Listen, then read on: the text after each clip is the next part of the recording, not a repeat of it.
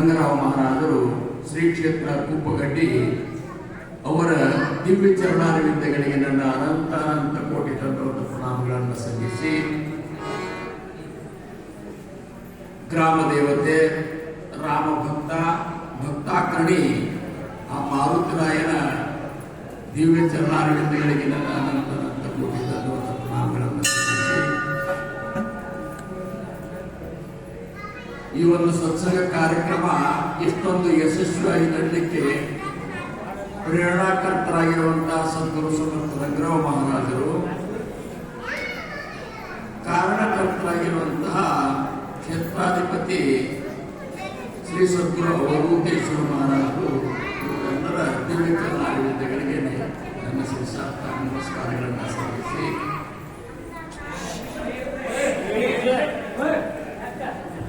ಇಂಥ ಒಂದು ಅಭೂತಪೂರ್ವ ಕಾರ್ಯಕ್ರಮ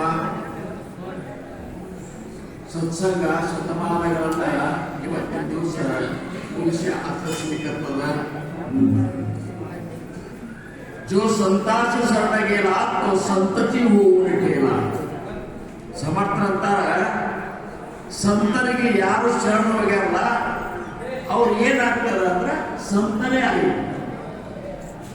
ಹಂಗ ಇಂಥ ಒಂದು ಸಂತರ ಮಹಿಮೆಯನ್ನು ನಾವು ಸರ್ವಸಾಧಾರಣ 100 ಸತ್ಸಂಗಗಳಲ್ಲಿ ಶ್ರವಣ ಮಾಡಿ, ಈ ಶ್ರವಣ ಮಾಡಲಿಕ್ಕೆ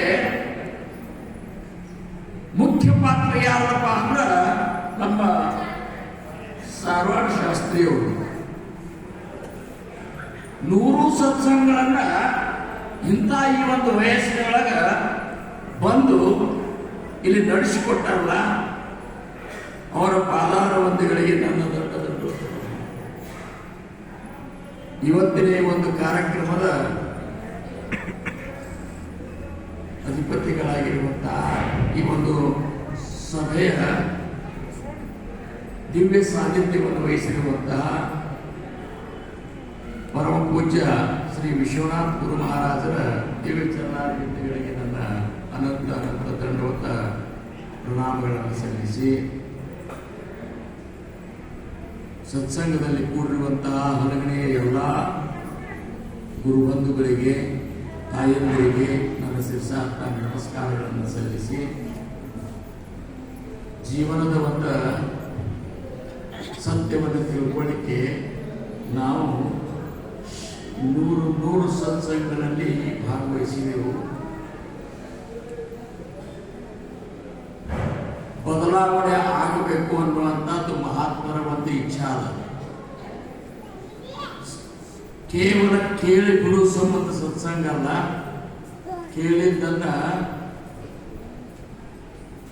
ಮನನ ಮಾಡಬೇಕು, ಮನನ ಮಾಡಿದ್ದನ್ನು ನಿಧಿ ಧ್ಯಾಸಕ್ಕೆ ಹಚ್ಕೋಬೇಕು, ಆಮೇಲೆ ನಮ್ಮ ಸ್ವರೂಪದ ಒಂದು ಸಾಕ್ಷಾತ್ಕಾರದ ಮಾತು ಬರ್ತದೆ.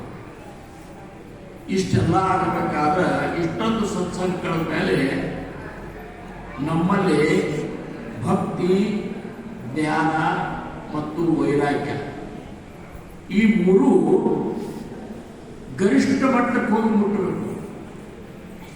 ಭಕ್ತಿ ಹೆಂಗಿರ್ಬೇಕಂದ್ರ ಸದ್ಗುರುನಾಥ ಅಂದ್ರೆ ನನ್ನ ಪ್ರಾಣ. ಸದ್ಗುರುನಾಥ ಅಂದ್ರ ಪ್ರಾಣ. ಪ್ರಾಣಾಸಿ ನ ಕರಾವೇ ನಿರ್ವಾಣ.